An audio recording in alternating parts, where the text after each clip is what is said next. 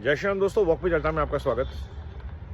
भारत की जीडीपी की चर्चा हो रही है कि 4 ट्रिलियन की जीडीपी है भारत की और मात्र 5% लोगों तक आगे जीडीपी खत्म हो जाती है। उसके नीचे के लोगों के पास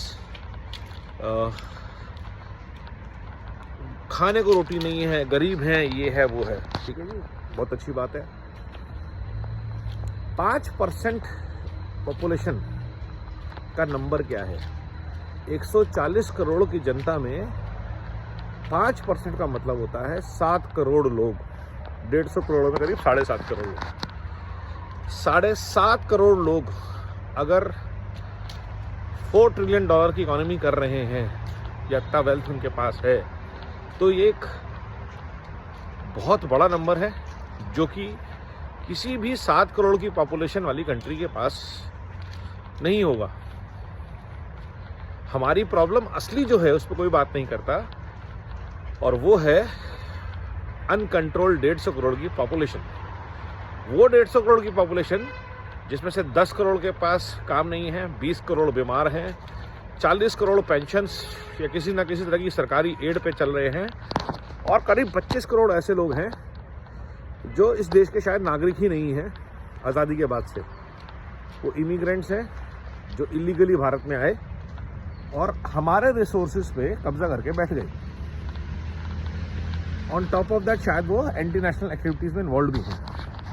बट अगर आप जीडीपी की बात करेंगे तो जीडीपी और पर कैपिटा का सबसे बड़ा फैक्टर होता है पॉपुलेशन। $4 ट्रिलियन में यूरोप की कंट्रीज कैसी लगती? आज अगर 4 ट्रिलियन स्वीडन की या फ्रांस की या ब्रिटेन की जीडीपी होती, ग्रोथ रेट होता तो जितना इंडिया का है, तो वो दुनिया की सुपर पावर होते। हम क्यों नहीं हैं?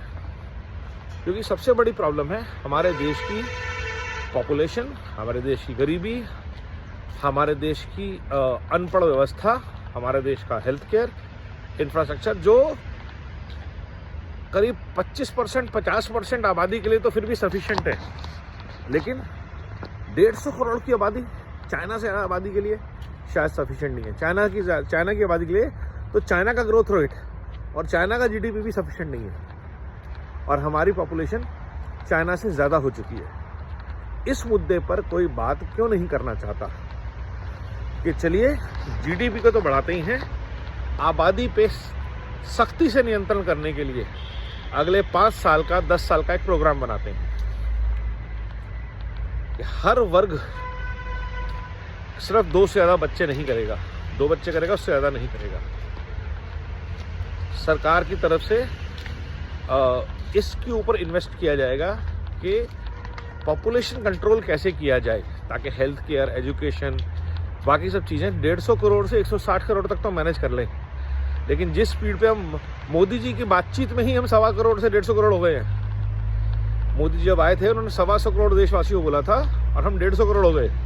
तो अब ये सोचिए कि 25 करोड़ अगर हम 10 साल में बढ़े हैं, तो 150 करोड़ से 175 करोड़ की यात्रा हम कितनी जल्दी करेंगे? हार्डली अगले 5 से 7 साल में।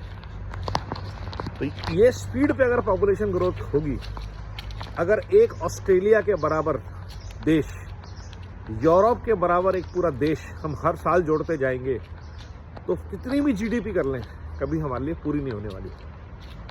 4 ट्रिलियन छोड़िए, 10 ट्रिलियन की इकोनॉमी भी अगर भारत हो जाएगा तब भी भारत गरीब देश ही रहेगा। तो सबसे बड़ी समस्या जो हमारे लिए है, जिससे हमें आज निपटना है, वो है बेतहाशा बढ़ती आबादी, और वो भी उस वर्ग में जो पढ़ते नहीं है, जिनके पास आबादी नियंत्रण का कोई मतलब ही नहीं है, जिनका टैक्स में ग्रोथ कोई कंट्रीब्यूशन नहीं है, जिनका इकोनॉमी में कोई कंट्रीब्यूशन नहीं है, और वो सिर्फ रिसोर्सेज पे ड्रेन है। 10 बच्चे पैदा हो गए, वो रिसोर्सेज पे ड्रेन है, वो इकोनॉमी के ऊपर स्ट्रेन है। ये रियलिटी है। It is not about any religion, it is not about any culture और community. Anybody, first and foremost, अगले 2-3 साल तक के लिए बेनिफिट सिर्फ उन्हीं लोगों को मिले, नवयुवकों को, जिनके बच्चे ना हों अगले 3 साल तक। Special benefit, special incentive announce कीजिए उनके लिए, और उसके बाद जिनके बच्चों में 3 साल से कम का गैप हो उनको वो फैसिलिटीज़ नहीं मिलेंगी। तो India has to grow for population control and controlled population growth. That's the only mantra by which our per capita income can grow. Otherwise आप 4 की 5 ट्रिलियन हो जाइए, आपकी पर कैपिटा इनकम गिरती जाएगी, क्योंकि आपकी पॉपुलेशन इस स्पीड पे ग्रो करेगी कि उसका कोई सॉल्यूशन ही नहीं हो सकता। सोचिएगा ज़रूर, इस पर चर्चा ज़रूर करें। नमो भारत, वंदे मातरम, जय हिंद।